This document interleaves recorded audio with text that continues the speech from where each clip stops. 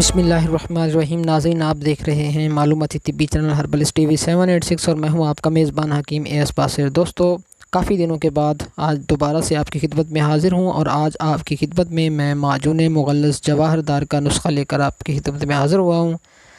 तो दोस्तों, वीडियो को एंड तक देखिएगा। अगर अभी तक आप लोगों ने हमारा चैनल सब नहीं किया तो चैनल को सब कर लें जी। आज के इस नुस्खे में आपने जो अज्जा शामिल करने हैं उनमें जोंद बेदस्तर है 50 ग्राम आपने ये इस्तेमाल करना है। एक पानी वाले जानवर के खसिए हैं ये जोंद बेदस्तर, ये 50 ग्राम। और अंबर अशहब बहरुल काहिल में पाई जाने वाली एक मछली के पेट से निकलता है, ये आपने 30 ग्राम इस्तेमाल करना है अंबर अशहब। सालब मिस्री एक पहाड़ी बूटी है, नबात है, उसकी जड़ है, ये आपने 50 ग्राम इस्तेमाल करनी है। और इसी तरह रेग माही रेगिस्तान के इलाके की एक मछली, रेत की मछली इसको कहते हैं, ये आपने खुश्क शुदा 30 ग्राम इस्तेमाल करनी है।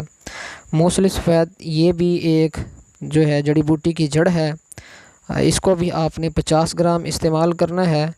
मूसली सफ़ेद को याद रहे, मूसली सफ़ेद इंडियन होनी चाहिए, आला नस्ल की होनी चाहिए। इंडिया से जो दरामद की जाती है वो आला नस्ल की मूसली सफ़ेद होती है। इसी तरह मरवारीद जो है वो आपने 20 ग्राम इस्तेमाल करने हैं। इनका वज़न जो है वो बिल्कुल बराबर होना चाहिए। अच्छा, इसी तरह जो शहद है छोटी मक्खी का, इसमें आपने इस्तेमाल करें। तमाम अद्विया का वज़न जमा कर ले, उनका 3 गुना आप ये शहद इस्तेमाल करेंगे।